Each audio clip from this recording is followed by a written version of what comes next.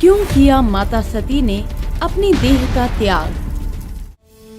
प्रिय भक्तों, महादेव जो आदि और अनंत हैं, जो तीनों लोकों के स्वामी हैं, क्या आप जानते हैं इस सृष्टि की पहली प्रेम कथा के बारे में, जो महादेव और माता सती की प्रेम कथा थी।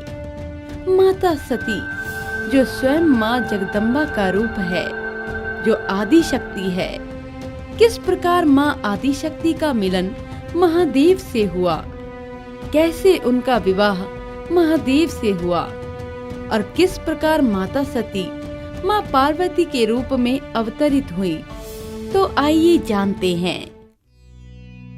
पौराणिक कथाओं के अनुसार ब्रह्मा जी के पुत्र प्रजापति दक्ष की अनेकों पुत्रियां थी, परंतु उनके मन में संतोष नहीं था। उन्हें एक ऐसी पुत्री की कामना थी जो सर्वशक्ति संपन्न हो। प्रजापति दक्ष ने सर्वशक्ति संपन्न पुत्री की प्राप्ति के लिए घोर तप किया। प्रजापति दक्ष के तप से प्रसन्न होकर माँ जगदम्बा ने उन्हें दर्शन दिए और कहा कि मैं तुम्हारे घर तुम्हारी पुत्री के रूप में जन्म लूंगी, जिसका नाम सती होगा। और कुछ समय बाद माँ जगदम्बा ने राजा दक्ष के घर पुत्री के रूप में जन्म लिया। बचपन से ही माता सती के भीतर अलौकिक शक्तियां थी। जब माता सती विवाह योग्य हुई, तब प्रजापति दक्ष को माता सती के विवाह की चिंता हुई और उन्होंने माता सती के विवाह के लिए अपने पिता ब्रह्मा जी से परामर्श किया। पिताश्री, मेरी पुत्री सती अब विवाह के योग्य हो गई है। अब आप ही मेरी पुत्री सती के लिए एक योग्य वर मुझे सुझाइए। पुत्र, सती तो स्वयं जगदम्बा का रूप है। वो तो आदि शक्ति हैं और आदि शक्ति का मिलन तो आदि पुरुष महादेव के अतिरिक्त किसी और के साथ हो ही नहीं सकता। अर्थात महादेव के अतिरिक्त कोई और नहीं जो सती के लिए योग्य हो। जैसी आपकी आज्ञा पिताश्री। ब्रह्मा जी का परामर्श मानकर प्रजापति दक्ष ने अपनी पुत्री सती का विवाह महादेव से किया। विवाह के कुछ समय पश्चात प्रजापति दक्ष ने एक महासभा का आयोजन किया, जहां त्रिदेवों सहित सभी देवी देवता मौजूद थे। जब प्रजापति दक्ष महासभा में आए तो सभी देवगण उनके सम्मान में खड़े हुए, परंतु ब्रह्मा, विष्णु और महेश उनके उपस्थित होने पर अपने स्थान से नहीं उठे। राजा दक्ष को ब्रह्मा जी और विष्णु जी के खड़े न होने पर इतना दुख नहीं हुआ जितना दुख उन्हें महादेव के न खड़े होने पर हुआ, क्योंकि ब्रह्मा जी उनके पिता थे और विष्णु जी को वो अपना आराध्य मानते थे, परंतु महादेव को वो तीनों लोकों के स्वामी नहीं अपितु अपने जमाता के रूप में ही मानते थे। इसी कारणवश उन्हें लगा कि महादेव ने उनका अपमान किया और मन ही मन ये प्रतिज्ञा ली कि वो महादेव से इस अपमान का बदला जरूर लेंगे। अपने अपमान का बदला लेने के लिए कुछ समय पश्चात प्रजापति दक्ष ने एक महायज्ञ की घोषणा की। उस महायज्ञ में प्रजापति दक्ष ने सभी देवी देवताओं को आमंत्रित किया, परंतु अपने अपमान का बदला लेने के लिए उन्होंने महादेव को उस यज्ञ में आमंत्रित नहीं किया।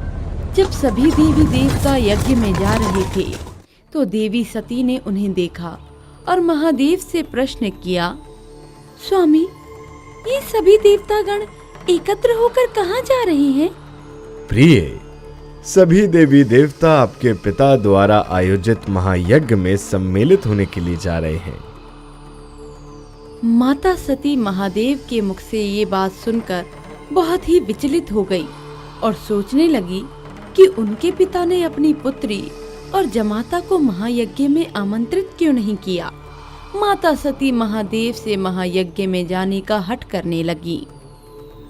प्रिय, बिना आमंत्रित किए वहां जाना उचित नहीं।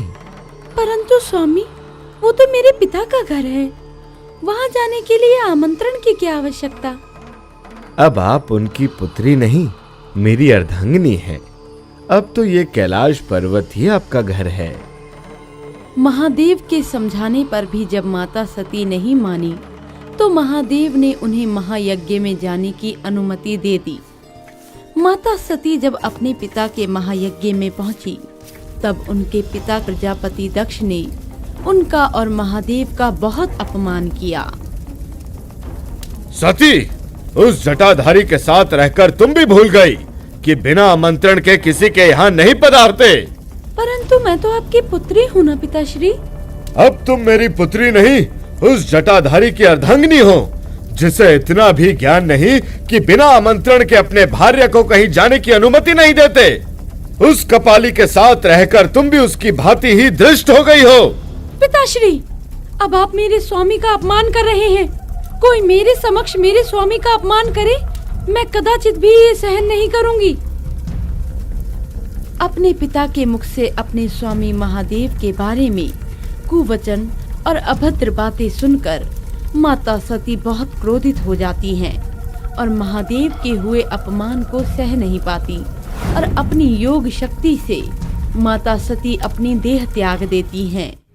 जब महादेव को ये ज्ञात होता है तो वो अत्यंत क्रोध से भर जाते हैं और अपनी जटा से वीरभद्र की उत्पत्ति करते हैं। वीरभद्र दक्ष के यज्ञ में जाकर दक्ष के मस्तक को उनके धड़ से अलग कर देते हैं, परंतु सभी देवगणों के आग्रह पर यज्ञ को पूर्ण करने के लिए महादेव एक बकरे का मस्तक लगाकर पुनः दक्ष को जीवित कर देते हैं।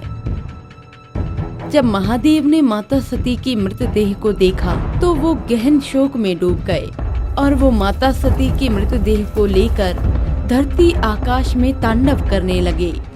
महादेव की व्याकुलता से समस्त ब्रह्मांड का संतुलन डगमगाने लगा।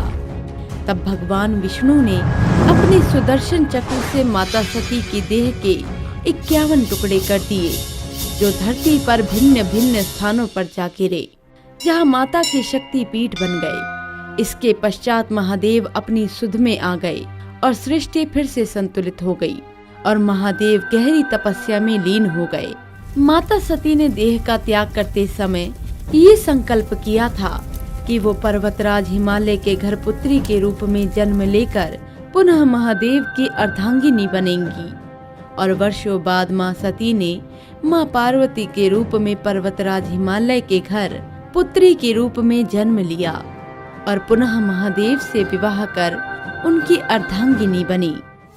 तो प्रिय भक्तों, हम आशा करते हैं कि आपको हमारी आज की ये कथा पसंद आई होगी। आपको हमारी आज की ये कथा कैसी लगी, हमें कमेंट्स करके जरूर बताएं और हमारे चैनल को जरूर सब्सक्राइब करें।